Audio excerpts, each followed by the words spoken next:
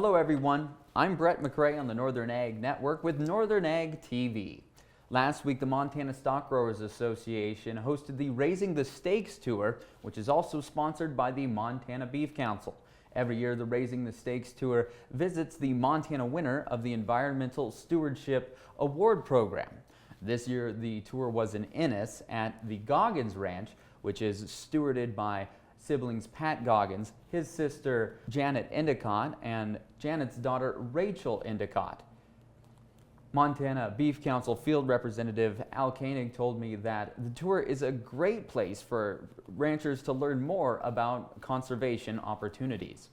So for me as a producer, to realize that there are resources out there at our disposal, but getting those funds, that can really make the difference between making a project pencil out to put in some water gaps or to fence off sensitive riparian area or not.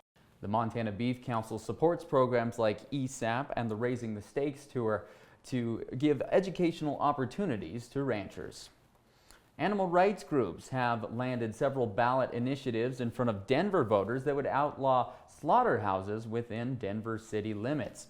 Colorado Cattlemen's Association Executive Vice President Aaron Carney-Spohr made comments on the NCBA's Beltway Beef podcast that said that Denver could be just the beginning for these types of initiatives. Pro-Animal Future, they were targeting specifically the city and county of Denver, and they've made it very clear in multiple channels and interviews that Denver is just the testing ground and to really refine their campaign and then take it to other cities.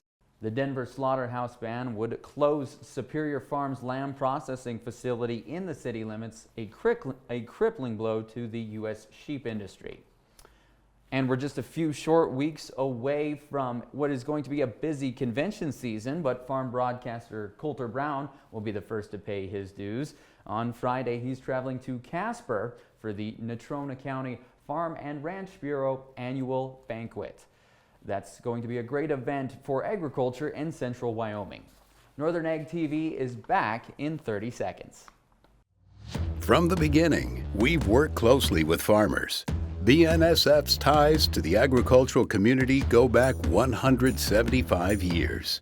Together, we've innovated to make the U.S. agriculture supply chain one of the most efficient and productive in the world.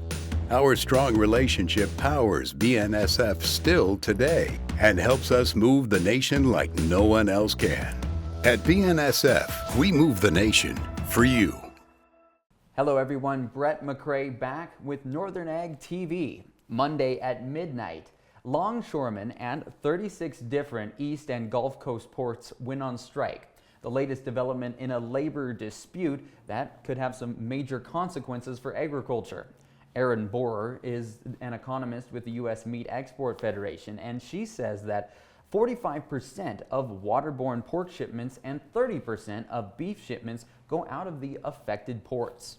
These East Coast and Gulf ports have accounted directly for nearly $3 billion worth of U.S. red meat exports in the first 7 months of the year. And so that equates to roughly $100 million or more worth of red meat exports per week going out of these ports. Boris says that the supply chain disruptions will have negative consequences for both the food and livestock industries. Turning to your markets. The cattle market was mixed Tuesday, supported by cash cattle trade from last week and beginning of the week strength from boxed beef values. This week, the market for weigh-ups was under pressure on Monday at Headwaters Livestock. Cows down $10 to $15 from $107 to $115, and the slaughter bulls from $130 to $140. Feeder lambs at the sale barn near Three Forks, $165 to $170 per hundredweight for lambs 60 to 70 pounds.